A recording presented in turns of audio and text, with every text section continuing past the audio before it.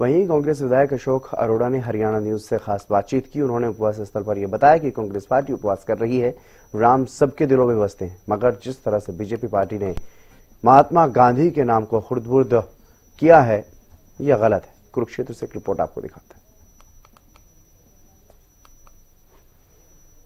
आज कांग्रेस की तरफ से पूरे देश के अंदर जो है कह सकते हैं कि धरना प्रदर्शन दिया गया है। और क्या कुछ खास है, किस वजह से धरना प्रदर्शन किया गया है। कांग्रेस विधायक और पूर्व में मंत्री अशोक अरोड़ा हमारे साथ मौजूद है। सर, हरियाणा न्यूज में आपका बहुत बहुत स्वागत है। आज जो धरना प्रदर्शन कराया गया है, क्या कुछ कारण है, क्यों आज ये धरना प्रदर्शन किया गया? भारत सरकार ने जो कांग्रेस के समय में 100 दिन की गारंटी की रोजगार की योजना, मजदूरों के लिए एक स्कीम लागू हुई थी, मनरेगा, न केवल उसका नाम बदला बल्कि उसको पूरी तरह से उसकी हत्या करने का काम किया। कांग्रेस पार्टी उस मनरेगा को इसलिए लाई थी कि ग्रामीण अंचल में बसने वाले गरीब आदमी, विशेष रूप से SC BC महिलाएं, उनको रोजगार मिले, इसलिए उन्होंने 100 दिन की गारंटी का डाला। अब इन लोगों ने उसमें जो नया बिल लेकर आए उसमें उसकी 100 दिन की गारंटी खत्म कर दी। अब ये कहते हैं हमने 125 दे दिया, 125 दिन की गारंटी दे दी। गारंटी नहीं है, कहते हैं 125 दिन देंगे।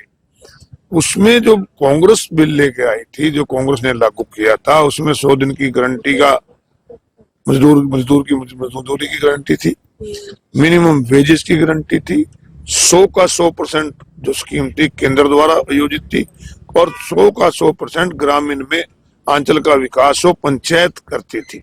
इन लोगों ने उसमें गारंटी शब्द भी हटा दिया, मिनिमम वेजेस की गारंटी भी हटा दी, ग्राम पंचायत भी निकाल दी उसमें से, भाई ये तो ठेकेदार करेंगे।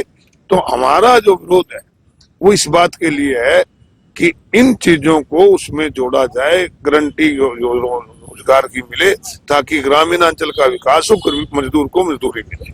आगे की क्या कुछ रणनीति रहेगी, आने वाले दिनों के अंदर किस तरीके से प्रदर्शन करेंगे?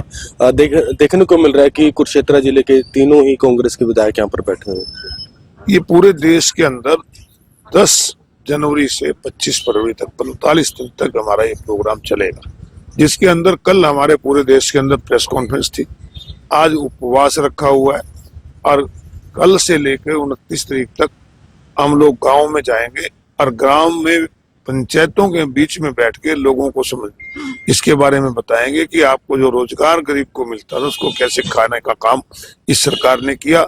और 30 तारीख को, क्योंकि गांधी जी का बलिदान दिवस है, उस दिन भी हम एक धरना देंगे, और उसके बाद ब्लॉक लेवल पे और 15 तारीख से लेके 25 फरवरी तक विधानसभा का घेराव करने।